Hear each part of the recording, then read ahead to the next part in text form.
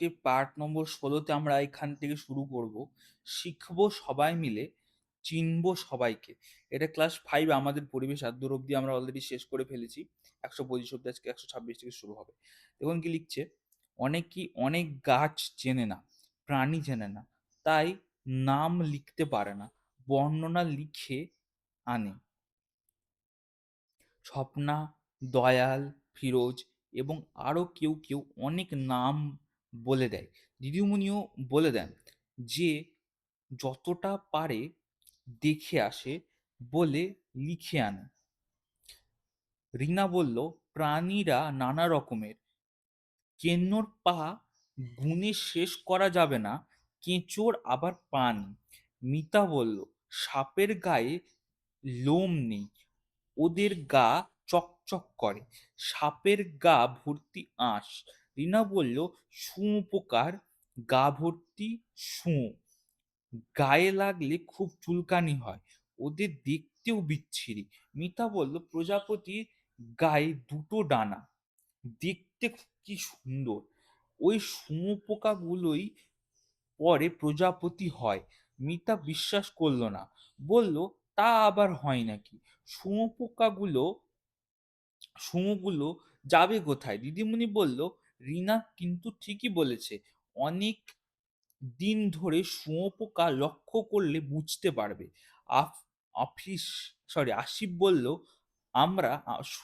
আমরা শুধু ডাঙার প্রাণীদের কথা বলছি, জলের মাছ ব্যাঙ গুলো তো আছে ঠিকই, জলে আছে হরেক রকম মাছ, ব্যাঙ, আরো অনেক প্রাণী। তোমরা জলের প্রাণীদেরও দেখো, তাদের শরীরেও বিশেষ বৈশিষ্ট্যগুলো বোঝার চেষ্টা করো, ওদের স্বভাব নিয়ে আলোচনা করো। তারপরে দেখুন এখানে আবার একটা চার্ট দিচ্ছি, নতুন করে যেসব প্রাণীদের চিনবে তাদের কথা লিখ। তারপর দেখুন কি আছে, কে মেরুদণ্ডী, কে অমেরুদণ্ডী, এটা কিন্তু খুব ভালো একটা টপিক হতে পারে। দিদি আর জেঠিমা দিনুদের আহ হোচনা পুকুর থেকে জল ছেঁকে মাছ ধরছেন। দিনু জলের প্রাণী দেখতে গেল, মোরলা, পুঁটি আর ট্যাংরা মাছ উঠলো, তাছাড়া ছোট চিংড়ি, একটা গলদা চিংড়িও উঠলো। গেঁড়ি, শামুক, ছোট বড় আরো 2-3 রকমের শামুক উঠলো, কয়েকটা ব্যাঙাচি আর কত রকমের পোকা। দিনু বলল, জেঠিমা, জলে এরকম পোকা থাকে, এগুলো কি নাম? জেঠিমা অবাক, বললেন, জলের পোকার নাম সবার নাম থাকে নাকি?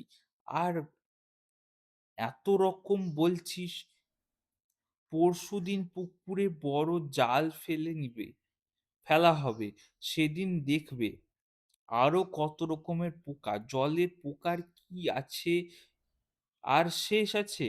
স্কুলে এসে দিনু এসব কথা বলল। মিতা বলল, রুই মাছের গা আঁশে ঢাকা, কিন্তু ট্যাংরার আঁশ নেই। রিনা বলল, আবার ট্যাংরার কাঁটা আছে, রুইয়ের কাঁটা নেই, আছে পাখনা। ট্যাংরার কাঁটাগুলো এক ধরনের পাখনাই, রুইয়ের সাতটা পাখনা, কাঁটা আর পাখনা মিলে ট্যাংরারও 7টাই। আচ্ছা, তারপর কি আছে দেখুন। পঙ্কজ বলল, রুই মাছের ভিতরে ট্যাংরার চেয়ে কাঁটা বেশি। রঞ্জন বলল, মাছের ভেতরে কাঁটা কি আমাদের হাড়ের মতো? রিনা বলল, তা তো বটেই, দুটোরই মাথা থেকে ল্যাজ পর্যন্ত একটা কাঁটা আছে, ওটাকে বলে মেরুদণ্ড। যাদের ওই রকম একটা হাড় আছে তাদের বলে মেরুদণ্ডী প্রাণী। আমাদেরও তো আছে, তাহলে মানুষ মেরুদণ্ডী প্রাণী? নিশ্চয়, আরো অনেক প্রাণী মেরুদণ্ডী। মেরুদণ্ড নেই এমন প্রাণীও আছে। চিংড়ি মাছের তো কোনো কাঁটা নেই। ঠিক, চিংড়ির কাঁটা নেই, চিংড়ি অবশ্য মাছ নয়, চিংড়ি একটা অমেরুদণ্ডী প্রাণী। অন্য পোকাগুলোরও মেরুদণ্ড নেই, শামুকের মেরুদণ্ড নেই, কেঁচো প্রজাপতিরও মেরুদণ্ড নেই। এইসব মেরুদণ্ডী আর অমেরুদণ্ডী প্রাণীদের দেখেছো, তাদের বিষয়ে আলোচনা করে লেখো। যাই হোক, তারপরে আমরা দেখে নেব চেনা গাছের আচার আচরণ। কি বলছে? ইতুরা ফ্ল্যাট বাড়িতে থাকে, বারান্দায় টবে কতগুলো গাছ লাগিয়েছে। ছুটি ছুটিতে দেশের বাড়ি যাবে, গাছগুলো রোদে শুকিয়ে যেতে পারে, তাই ইতু টবগুলো ঘরের ভেতরে ঢুকিয়ে দিল। ফিরে এসে দেখলো সব টবের গাছই জানলার দিকে হেলে পড়েছে। ইতু ভালো করে দেখলো জানলার একটা জায়গায় ভাঙা আছে, সেখান দিয়ে দুপুর থেকে রোদ ঢোকে। স্বপ্নাদের করলা গাছগুলো দুই তিনটে করে পাতা হয়েছে। ওরা ওর বাবা চেরা বাঁশ আর কঞ্চি দিয়ে মাচা করে দিলেন। স্বপন বলল, স্বপন ভাবলো এ তো লতানো গাছ, উম, মাচায় উঠবে কি করে? তাই ও রোজ গাছটাকে দেখতে লাগলো। কয়েকদিন পর গাছটা গা থেকে সবুজ সুতোর মতো বেরোলো। কয়েকদিন পর সেটা কি বাঁশকে জড়িয়ে ধরলো। গাছটা যত বড় হতে থাকলো, তত গা থেকে ওইরকম সবুজ সুতো বেরোতে থাকলো। বাঁশটাকে জড়িয়ে ধরে গাছটা মাচায় উঠতে লাগলো। স্বপন স্কুলে বলল ব্যাপারটা। সোনাই বলল, তুই এতদিন দেখলি লাউ কুমড়ো লতা ওইভাবে মাচায় উঠে? দিদিমণি বললেন, সুতোর মতো ওটাও একটা পাতা, ওকে বলে আকর্ষ। অনেক লতানো গাছের আকর্ষ হয়। স্বপন বলল, মাচায় ওঠার জন্য আকর্ষ তৈরি করে, তাই না? ঠিক বলেছ। লতানো গাছ খাড়া হয়ে দাঁড়াতে পারে না, পাশের শক্ত কিছু ধরে দাঁড়াতে চায়, তাই আকর্ষ বের হয়। লতানো গাছ ছাড়া কোন গাছ এমন কোনো গাছ এমন করে না? আকর্ষ বের করে না, তবে দরকার মতো অন্য উপায় নেই। নাসরিন বলল, বট গাছ ঝুড়ি নামায়। ইতু বলল, বটের চারপাশে ডাল, মোটা ডালগুলো ধরে ভেঙে দিতে পারে। হুম, কোথায় গেল রে? মোটা ডালগুলো ভেঙে যেতে পারে, সেগুলোর ভর দেওয়ার কিছু চাই, তাই বুঝি নামায়, তাই না? ঠিক বলেছো, এটা বট গাছের একটা বিশেষ আচরণ। তারপরে আর কোন গাছ এমন বিশেষ আচরণ করে যে যা দেখেছো সেগুলো নিয়ে আলোচনা করো। এইগুলো আমরা কেন করছি? আমাদের পড়ার মূল উদ্দেশ্য হচ্ছে অ্যাটলিস্ট আমরা ইন্টারভিউতে যাওয়ার আগে অ্যাটলিস্ট বইগুলো একবার অন্তত পড়ে থাকতে গেলে, যে কোনো টপিক থেকে আমাদেরকে যদি ডেমো দিতে বলে বা যে কোনো জায়গা থেকে যদি আমাদেরকে কোনো প্রশ্ন জিজ্ঞাসা করে, আমরা অ্যাটলিস্ট বলতে পারবো কিছুটা, রাইট? সেটাই হচ্ছে মূল লক্ষ্য, যেন আমরা অ্যান্সার দিতে পারি, বা ডেমো যদি আমাদেরকে দেওয়া হয় আমরা যেন সেটাকে ফেস করতে পারি, রাইট? তারপরে দেখুন, আশা করি বোঝাতে হবে না, কারণ এটুকু বোঝা যাবে। খুব চেনা প্রাণীর আচার আচরণ। সেদিন খুব গুমোট গরম। বারান্দায় বসে পড়ছিল ফতেমা। হঠাৎ দেখলো বারান্দায় কোণ ধরে ষাঁড় বেঁধে পিঁপড়েরা যাচ্ছে। তাদের মুখে ছোট সাদা পুঁটুলি। ফতেমা ভালোভাবে দেখতে গেল, বারান্দার নিচে মাটির গর্ত থেকে সারিবদ্ধভাবে পিঁপড়েরা চলছে। ঘরের দেওয়ালে একটা ফাটলে ঢুকে যাচ্ছে। মুখে ওই রকমের একটা ছোট্ট গোল সাদা থলি। ফতেমা ভাবলো ওরা খাবার নিয়ে যাচ্ছে গরমের জন্য, অন্য জায়গায় খাবার রাখতে যাচ্ছে। হঠাৎ দেখলো নানা আসছে। আচ্ছা, নানাকে বলল, দেখো পিঁপড়েরা অন্য জায়গায় খাবার রাখতে যাচ্ছে। নানা হেসে বললেন, ওদের খাবার নয়, ওরা উঁচু জায়গায় ডিম সরাচ্ছে, আজ বৃষ্টি হতে পারে। সত্যি সেদিন বিকেলে বৃষ্টি হলো। ফতেমা বুঝলো বৃষ্টির সাবধানের কথা পিঁপড়েরা হয়তো বুঝতে পারে, সেই মতো সাবধানতাও নেই। রিঙ্কির দাদু কাকদের রুটি রুটির টুকরো দিচ্ছিলেন। তো কোথায় ছিলাম আমরা? রিঙ্কির দাদু কাকদেরকে রুটির টুকরো দিচ্ছিলেন। একদিন রিঙ্কি দেখলো একটা কাক রুটির টুকরোটা খেলো না, মুখে করে উড়ে গেল, বসলো কিসে কলস, উম, যাই হোক কিছু একটা হবে, বাড়ির টালির ছাদে। খানিক এদিক ওদিক দেখলো, তারপর রুটির টুকরোটা ঠোঁটে নিয়ে গুজে দিল একটা টালির ফাঁকে। রিঙ্কি দাদুকে সব দেখালো। দাদু বলল, ও খাবার লুকিয়ে রাখলো, পরে খাবে, এখন বোধহয় খিদে নেই। পরে রিঙ্কি অনেকবার দেখেছে কাক খাবার লুকিয়ে রাখে। দেওয়ালে টিকটিকিকে দেখেছিল প্রতীক। টিউবলাইটের পাশে একটা টিকটিকি কাছাকাছি এলেই পোকা ধরছে, আর একটা টিকটিকি ছোট কিছুটা দূরে আছে। হঠাৎ একটা ফড়িং এসে বসলো দুজনের মাঝখানে। সেটাকে ধরতে গেল দুজনেই, কিন্তু ফড়িংটা উড়ে গেল। বড় টিকটিকিটা পড়লো ছোটটার ঘাড়ে। এবার তার লেজ কামড়ে ধরলো, লেজটা ছিঁড়ে গেল। ছেঁড়া লেজটা লাফাতে লাগলো, তবে সে পালিয়ে গেল।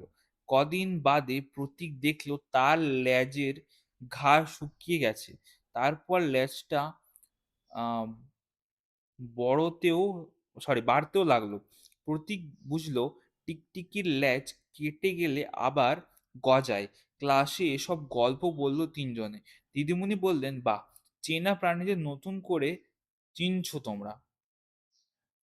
আর কোন প্রাণীর বিশেষ আচরণ দেখেছো তা নিয়ে আলোচনা করে তোমরা লেখো। তারপর আছে কি দেখুন, আজ চেনা প্রাণীর আচার আচরণ। আমরা আরো একটু পড়ে নেবো, কারণ অলরেডি অনেকখানি বাকি রয়েছে। ঠিক আছে, আরো আমরা পড়বো। তারপরে কি আছে দেখুন, আজ চেনা প্রাণীর আচার আচরণ। ছিপ দিয়ে মাছ ধরেন মিশর কাকু। অনিক আজ সঙ্গে গেল। অনিক একটা ছোট ছিপে পুঁটি মাছ ধরছে। হঠাৎ একটা জায়গায় জল নড়ে উঠলো, কাকু দেখতে পেলেন। ফিরে এসে একটা ছোট পুঁটি নিলেন মাঝারি ছিপের বড়শিতে। তাকে আহ বাঁধলেন অনিক। বলল, এ কি, মাছ নষ্ট করছো কেন?" কাকু কিছু বললেন না। ছিপ দিয়ে ছিপ নিয়ে ফিরে গেলেন আগের জায়গায়। পুঁটিটা ফেলে আহ নাড়াতে লাগলেন। একটু পরেই জলে খুব শব্দ। ৮ মিনিট পরে কাকুর ছিপে একটা শাল মাছ। ফিরে এসে বললেন, এরা শিকারি মাছ। শোল, শাল, চ্যাং, ল্যাটা, নড়তে থাকা মাছ দেখলেই খাবে। অনেক স্কুলে এসে সে কথা বলল। দিদিমণি বলেন, মাছ হলো তোমাদের আধা চেনা প্রাণী। একজন এক একটা মাছ বিষয়ে জানো। নিজেরা আলোচনা করলে সবার ধারণা ভালো হবে। মথন বলল, শুধু মাছ, সাপ, ব্যাঙ, বাদুড়, কাঁকড়া, প্রজাপতিও আসছে না। দয়াল বলল, সাপের নাম শুনলেই সবাই ভয় পায়। নানা রকম সাপের কামড়ের দাগ অনেক কেমন দেখতে, তাই কজন জানে। এবার সবাই জেনে নেবে, তারপর প্রাণীদের বৈশিষ্ট্য শুনলেই বুঝতে পারবে কোন প্রাণীর সম্পর্কে বলা হচ্ছে। নিচের কোন বৈশিষ্ট্য কোন প্রাণীদের, তাদের বিষয়ে নিচে লেখো খাতায় ছবি আঁকো। যাই হোক, তারপরে আমরা একটু আরো পড়ে নেব। দেখুন কি বলছি, স্থানীয় প্রাণীর হারিয়ে যাওয়া। কি বলছে, মিনার কাকুর সঙ্গে অনেক বাজারে গেল, মাছ চিনবে। বাজারে অনেক রুই, কাতলা, বাটা, গ্রাস কাপ আছে। এইসব মাছেদের নাকি চাষ হয়। পুঁটি, মৌরলা, খলসে, বেলে কম, এদের চাষ করা হয় না। শোল, শাল, ল্যাটা, বোয়াল খুব কম। এরা শিকারি মাছ, চাষ করা মাছের ছানাদের খেয়ে নেবে, তাই এদের বিশেষ করে মারা হয়। অনেক ভাবলো। কিছুদিন পরে কি আর এসব মাছ দেখা যাবে? স্কুলে এসে সকলকে সে কথা দিদিমণি বললেন, "ঠিক ভেবেছ, কিছুদিন পরে এগুলো হয়তো থাকবে না।"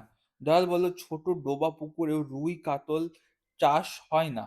সেখানে আগে শোল চ্যাং থাকতো, কিন্তু মাঠ থেকে কীটনাশক ধোয়া জল যাচ্ছে সেখানে, তার ফলে মরে যাচ্ছে মাছেরা।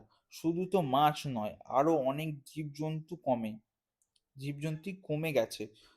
তারপর কি আছে দেখুন, শকুনরা মরা জন্তুর মাংস খেত, পরিবেশে দুর্গন্ধ হতো না। এখন গরুদের ব্যথা কমানোর ওষুধ দেওয়া হয়, তাই তাদেরও মাংসেও বিষ। মথন বলল, কি যে শকুনরা সেই মাংস খেয়ে হারিয়ে যাওয়ার মুখে। হ্যাঁ, অনেক গাছও শেষ হয়ে যাচ্ছে। এমনি ফাঁকা জায়গায় পড়ে থাকলে অনেক রকম গাছ গজায়, কিন্তু সব জায়গায় পরিষ্কার করে চাষ হচ্ছে। হারিয়ে যাচ্ছে সর্পগন্ধা, মেহেন্দি, মুক্তঝুরি, এই সব ঔষধি গাছ।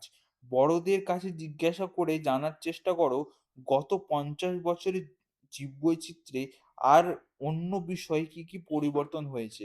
দিদি, জীববৈচিত্র্য কি?